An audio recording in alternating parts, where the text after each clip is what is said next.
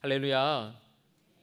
오늘도 금요기도에 오신 여러분을 주님의 이름으로 축복하고 환영합니다. 우리 예레미야 말씀을 함께 이제 나누기 원합니다. 이 예레미야는 남유다의 요시야 왕 때 활동했던 예언자입니다. 요시야 왕 때 언제 요시야 왕 때 활동했냐면 이 요시야 왕이 여러분 어렸을 때에 이제 8살 때 왕이 되잖아요. 그러다가 10년 뒤에 18살 때에 부서지고 파손된 성전을 보수하다가 율법책을 발견합니다. 그 율법책은 신명기 율법책을 발견해요. 그래서 이 율법책을 서기관이 읽어주는데 서기관이 읽는 그 말씀을 읽다가 요시야 왕이 자기 옷을 찢으며 회개합니다. 왜냐하면 그 말씀대로 자기가 살지 못했고 그 말씀대로 살도록 백성들을 다스리지 못했기 때문이에요. 그래서 이 요시야 왕이 백성들을 다 불러서 백성들 앞에서 그 말씀을 읽어주고 그리고 함께 회개하고 다시 하나님 앞에 언약을 맺습니다. 그렇게 요시야 왕 때 많은 종교적으로 신앙적으로 개혁이 일어나고 부흥이 일어나게 돼요. 그래서 우상들을 다 버리고 그 만든 목상들을 또 그 우상 앞에 제사드렸던 제단들을 다 버리고 하나님께로 다 돌아옵니다. 그런데 그렇게 해피엔딩이 되면 얼마나 좋겠습니까? 그런데 그러지 못했어요. 이 뿌리 깊은 그 우상 숭배의 문화와 관습과 문화들이 한순간에 고쳐지지가 않는 거예요.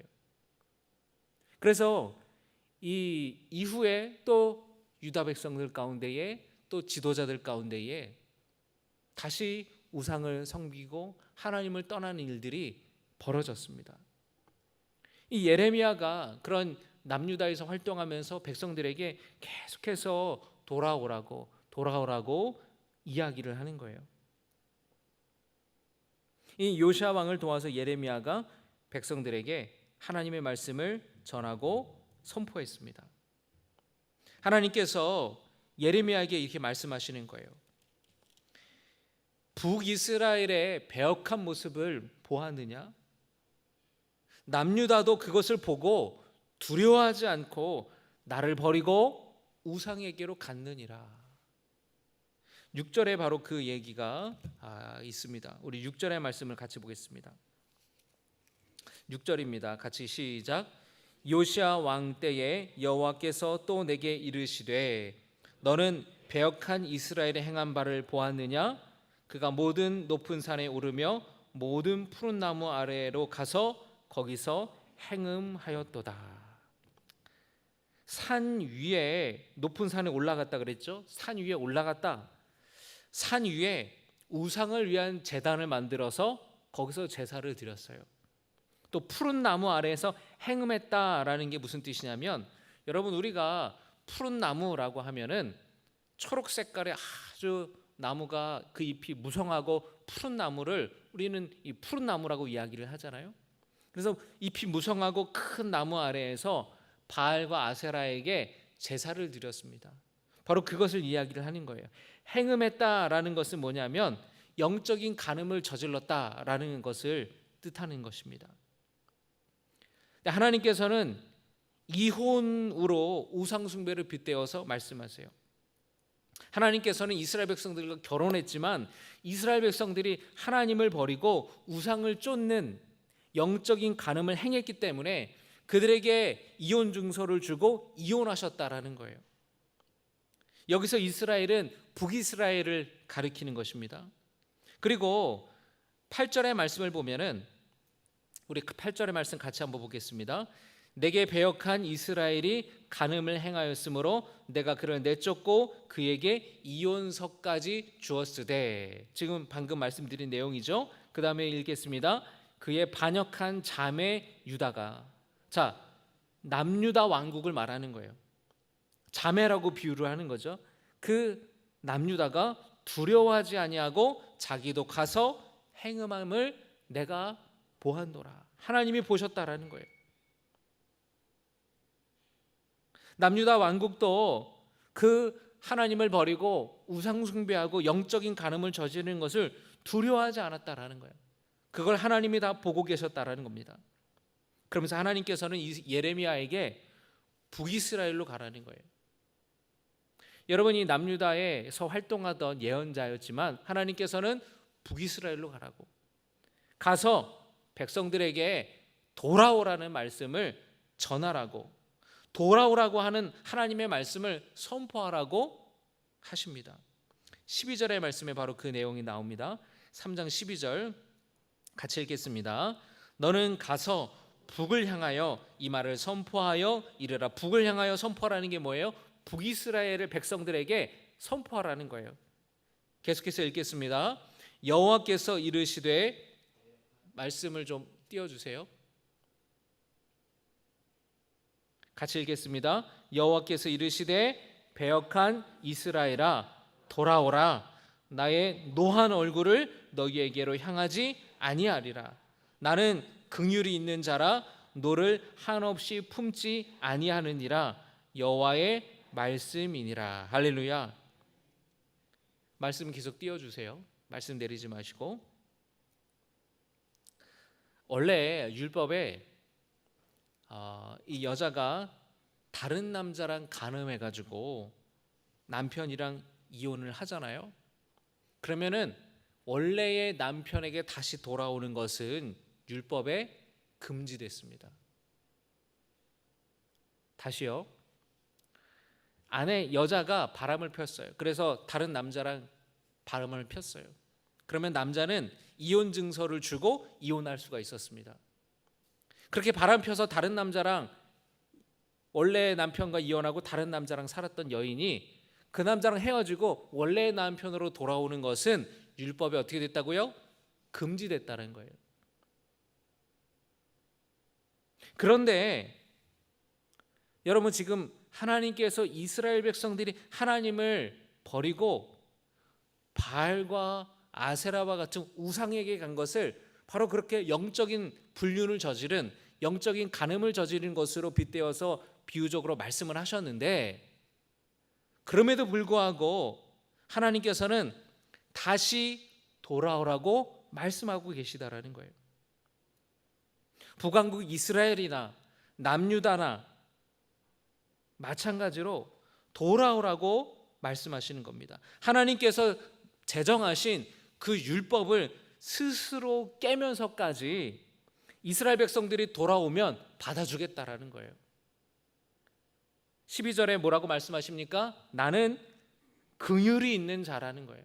노를 한없이 품지 않는다고, 오직 죄를 자백하고 돌아오라고 하나님은 말씀하시는 겁니다. 왜 이렇게까지 하시는 걸까요?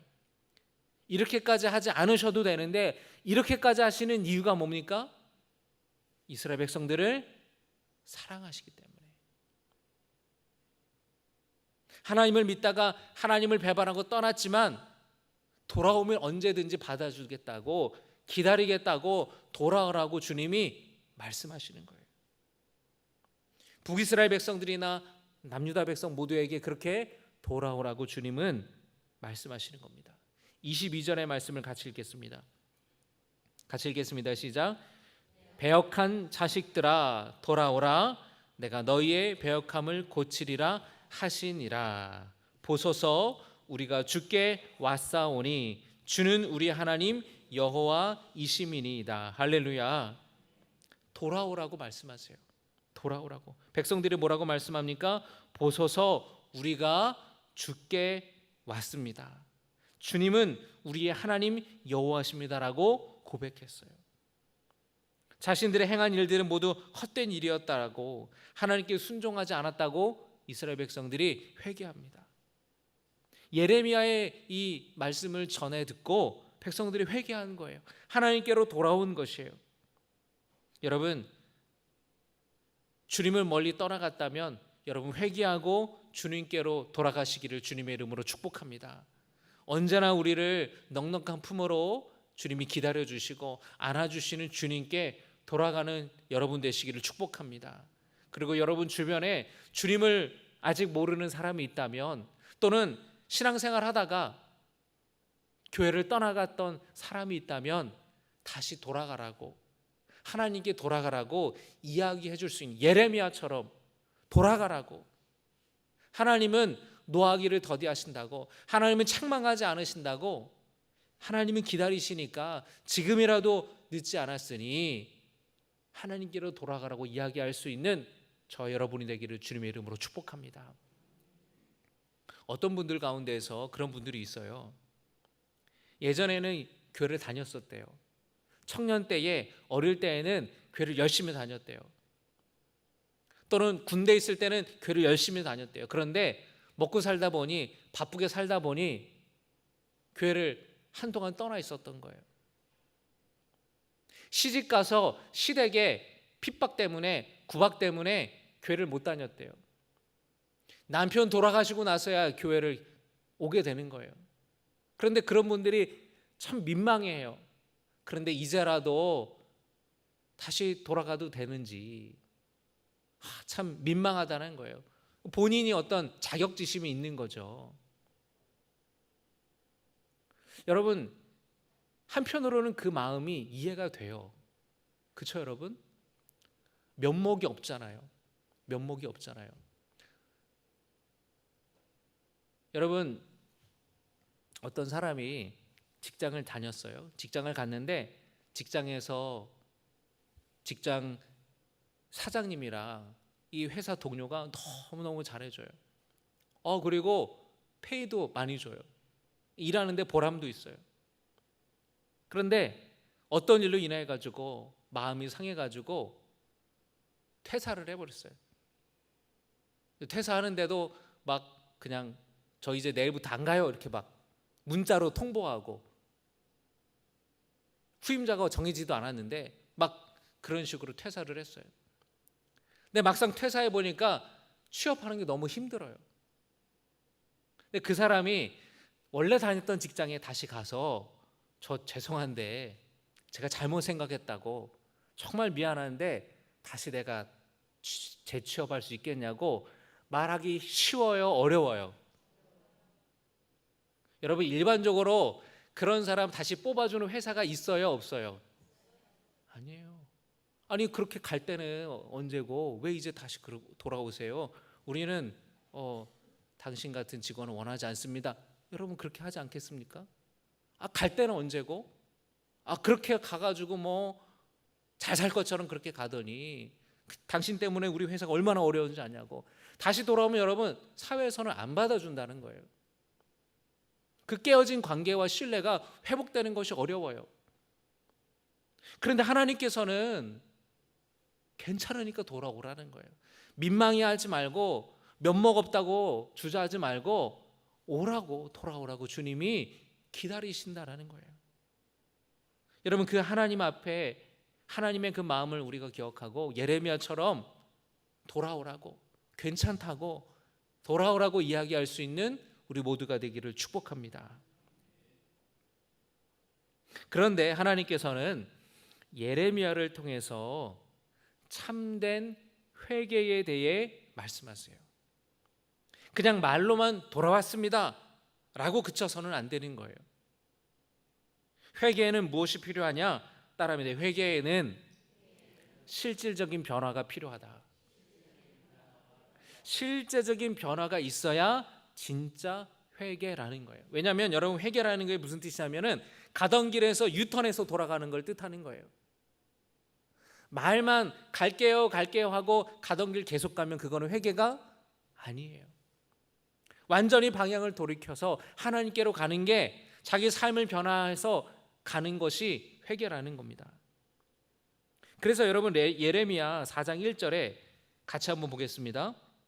여호와께서 이르시되 이스라엘아, 내가 돌아오려거든 내게로 돌아와라.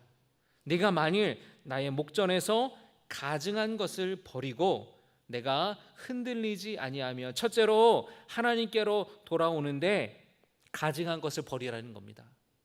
여러분, 우리가 회개라는 게 누구에게로 돌아가는지가 분명해야 돼요. 하나님께로 돌아가는 거예요. 그리고 가증한 것을 버려야 된다라는 겁니다. 우상을 버려야 된다라는 거예요. 흔들리지 아니한다라는 것은 그 결정에 흔들려서는 안 된다라는 거예요. 단호해야 된다라는 겁니다. 여러분, 이스라엘 백성들이 그 당시에 혼합주의에 빠져 있었어요. 그게 무슨 뜻이냐? 하나님도 좋고 바알도 좋고 아세라도 좋고 그모스도 좋고 몰렉도 좋고 다 좋다는 거예요. 왜 여러분 이스라엘 백성들이 혼합주의에 빠졌을까요? 왜 빠졌을까요? 그들의 신앙이 기복신앙에 머물렀기 때문에 그래요. 내게 복을 준다면 하나님도 좋지만 바알 믿어서 복 받으면 바알도 믿고 아세라 신 믿어서 복 받으면 아세라 신도 믿고 몰렉 신 또는 몰록 신이라고 하는 그 신에게 내 어린 자식을 인신제사로 산채로 불태워 드리면 내 간절한 소원도 이루어진대요. 그것 때문에 그 신 앞에 절하고 가증한 일들을 저지르는 거예요.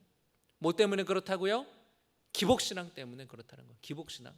내게 복을 준다고 하면 누구든지 어디든지 가서 엎드려 절하는 거예요. 그 기복신앙 때문에 혼합주의에 빠져 있는 겁니다. 여러분, 그 기복신앙은 철저히 자기중심적인 신앙이에요. 어떤 신앙이라고요? 자기중심적인, 하나님 중심의 신앙이 아니라 자기중심적인 신앙이에요. 내 만족을 위해, 내 유익을 위해, 내가 복받기 위해 믿는 신앙이 바로 기복신앙이고 자기중심적인 신앙이라는 겁니다. 이스라엘 백성들이 가나안 땅에 들어갔잖아요.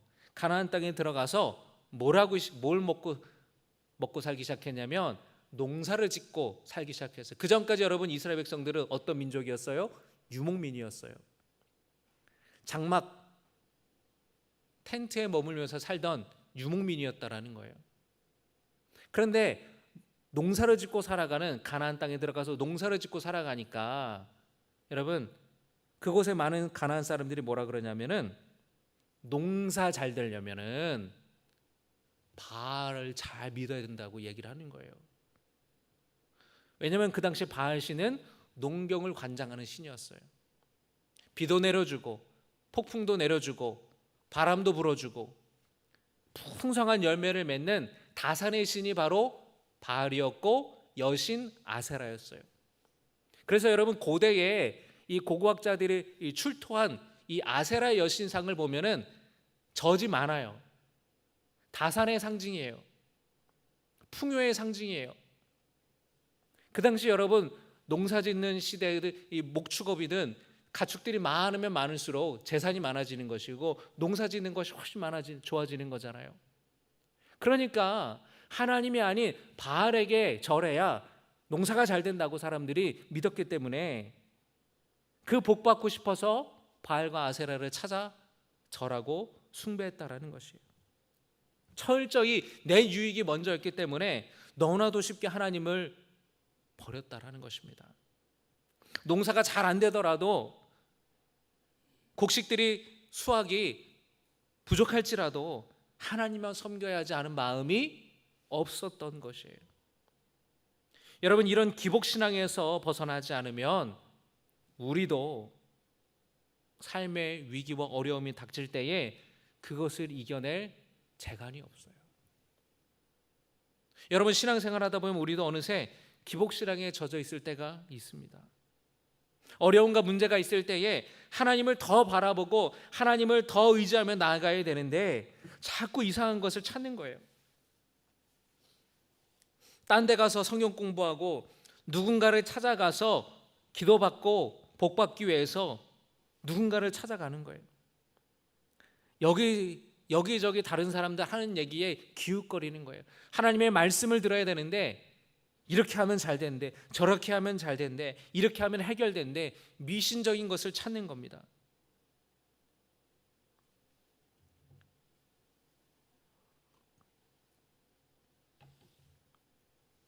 어느 청년이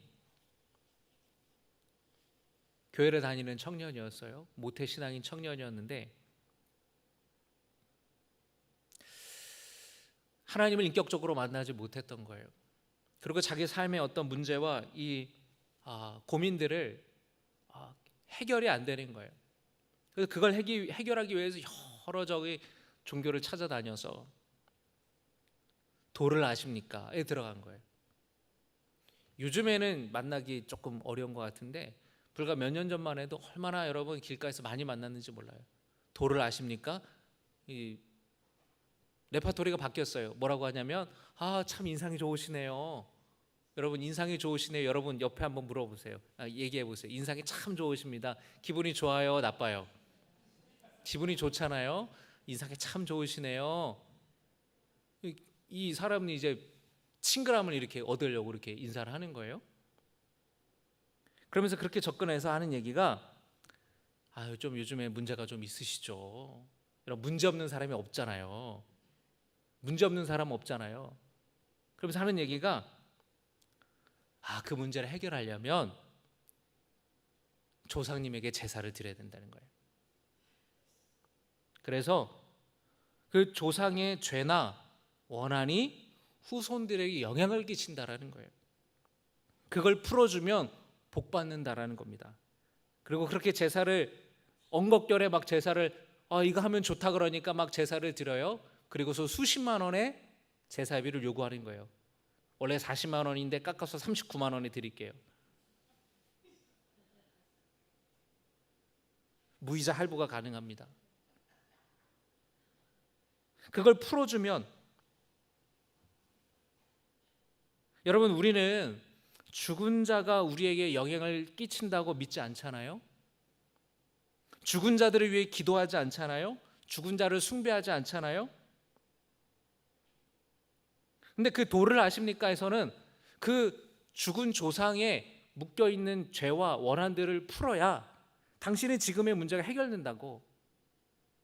정말 그런가? 거기에 사람들이 미혹되는 거예요. 그런데 성도들도 거기에 미혹된다라는 거예요. 여러분 웃으셨지만 많은 성도들이 자기의 뭔가 문제가 해결이 안 될 때 문제가 있고 어려움이 있는데 아무리 작정 기도하고 일천번제하고 그래도 해결이 안 되는 경우가 있잖아요. 그럴 때 답답하고 막막한 마음에 그런 거를 찾는다니까요. 점 한번 보러 갈래요? 그 서울 서초동에 용한 정치인들 많이 가는 그 점집이 있는데 내가 대신 예약해주면 원래는 2달 걸리는데 내가 대신 예약해주면 갈 수 있다고. 사람이 자기가 힘들고 어려우면 지푸라기로도 잡고 싶은 마음에 그걸 찾게 된다니까요. 여러분 분별할 수 있는 지혜가 여러분에게 있기를 바랍니다. 여러분 에스겔 18장 20절에 뭐라고 말씀하십니까? 범죄하는 그 영혼은 죽을지라 아들은 아버지의 죄악을 담당하지 아니할 것이요 아버지는 아들의 죄악을 담당하지 아니하리니. 지금 죽은 자가 산 자에게 영향을 끼치는 것이 아니라는 거예요. 의인의 공의도 자기에게로 돌아가고 악인의 악도 자기에게로 돌아가리라. 여러분 나면서부터 하반신 장애가 있어서 걷지 못하는 사람이 있었어요. 사람들이 뭐라 그럽니까? 이 사람이 이렇게 된 게 자기 죄 때문입니까? 부모의 죄 때문입니까? 그러니까 여러분 그 당시 예수님 살아계시던 그 당시에도 어떤 이 사람이 정말 너무나 감당하기 어려운 큰 문제가 만날 때에 그게 부모의 죄로 인해서 이 사람이 저주를 받았나? 죄를 벌을 받았나? 그렇게 생각했던 사람들이 있었다라는 거예요. 예수님 뭐라고 말씀하십니까? 이 사람의 죄도 아니고 부모의 죄 때문도 아니다. 하나님이 이 사람 가운데에 어떻게 하시는지를 봐라. 주님이 그렇게 말씀하시잖아요. 여러분 우리 문제는 어떤 특별한 기도나 제사를 드림으로 미신적인 것을 통해서 해결되는 것이 아니라 오직 예수 그리스도의 십자가의 보혈로 해결된다라는 것을 여러분 분명하게 기억하시기를 주님의 이름으로 축복합니다. 이 복음을 여러분 분명하게 붙드셔야 미혹되지 않는 거예요. 하나님께서는 진정한 회개라는 것은 우상을 버리고 하나님께로 돌아오는 것이라는 거예요. 그 가증한 것을 버리고 흔들리지 않는 마음으로 단호한 마음으로 하나님께 나아가는 것, 그게 참된 회개라고 말씀하십니다. 참된 회개가 여러분 우리와 우리 여러분에게 있기를 주님의 이름으로 축복합니다. 그리고 참된 회개는 뭐냐? 따라합니다. 묵은 땅을 가는 것이다. 묵은 땅을 가는 것이다. 예레미야 4장 3절의 말씀 우리 같이 읽겠습니다.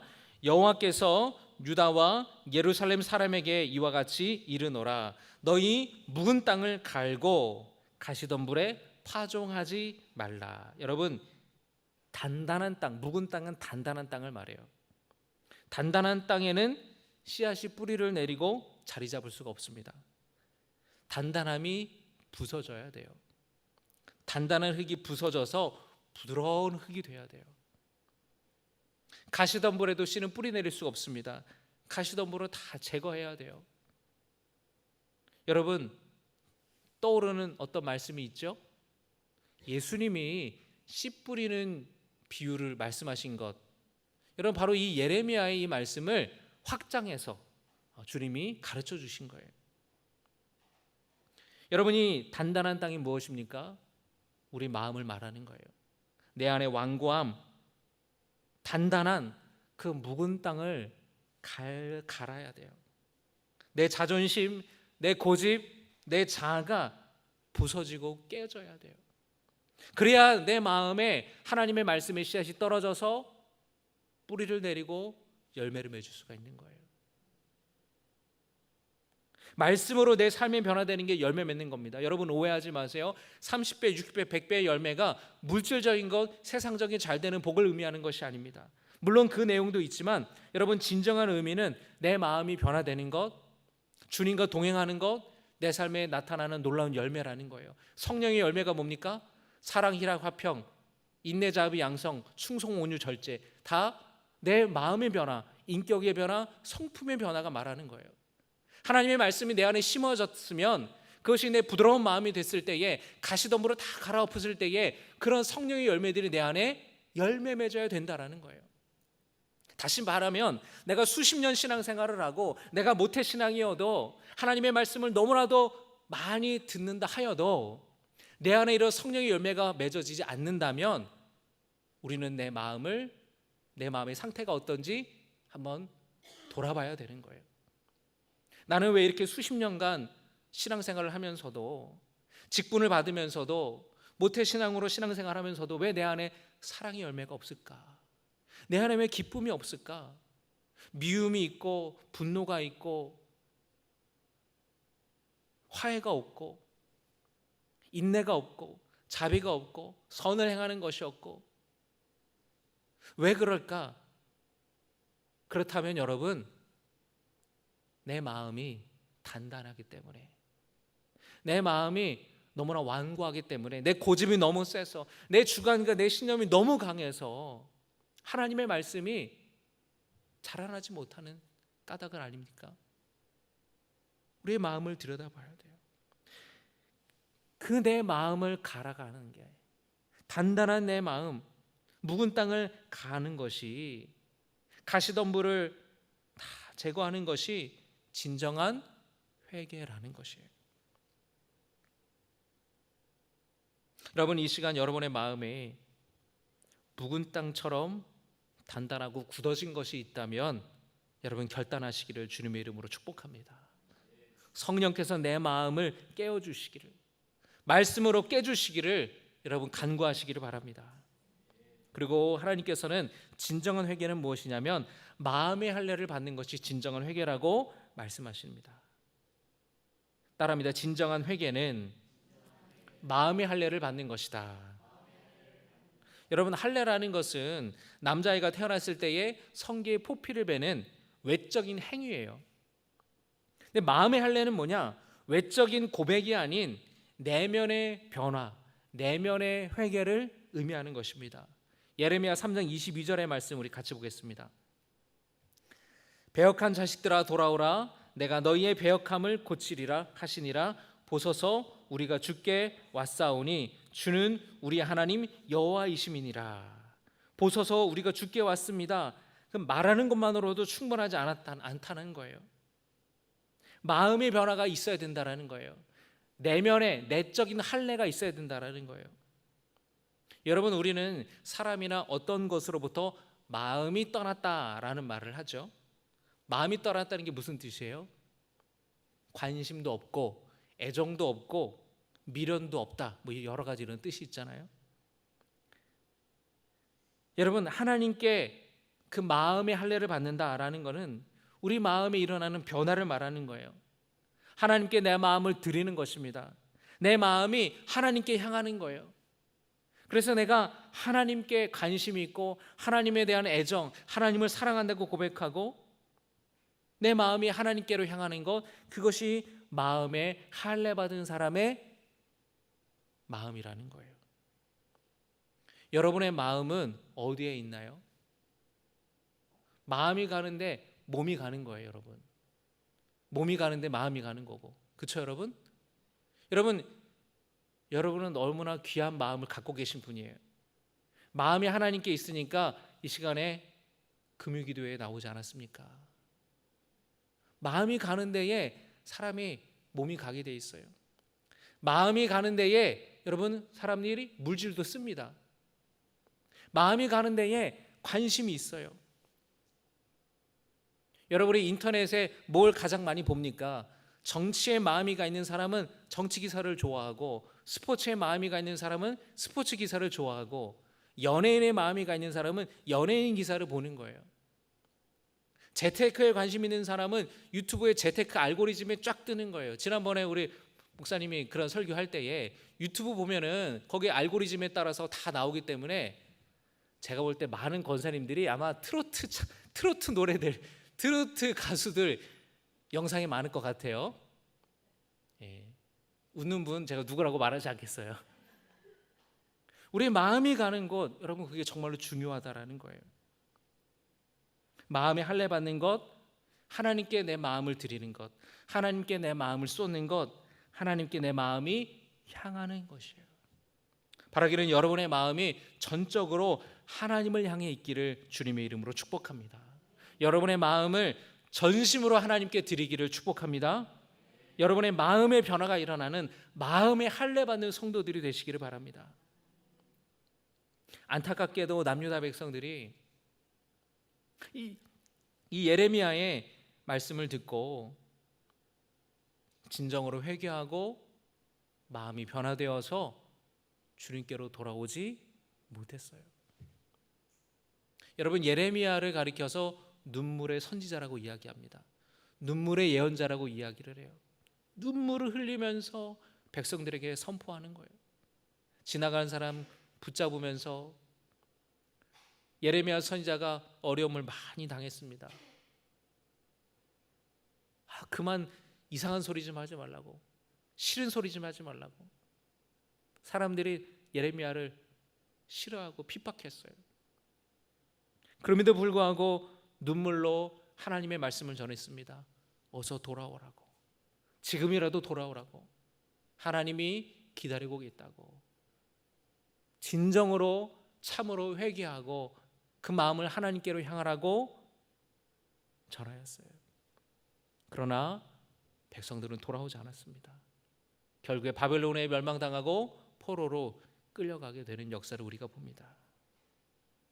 바라기는 여러분, 오늘 내게로 돌아오라고 하는 하나님의 말씀이 여러분의 마음에 울림이 되어서 내 안에 그동안 기복신앙으로 신앙생활하고 있었다면 그것을 버리고 하나님만 섬기는 믿음으로 변화되고, 내 마음이 단단했던 내 자아가, 내 고집이 부서져서 그 마음에 하나님의 말씀이 심어져서 열매 맺을 수 있도록 하나님이 도우시기를 축복합니다. 자기중심적인 내 마음의 방향이 바뀌어져서 하나님께 내 마음을 향하고 하나님께 전심으로 내 마음을 드리는 이 시간 되기를 축복합니다.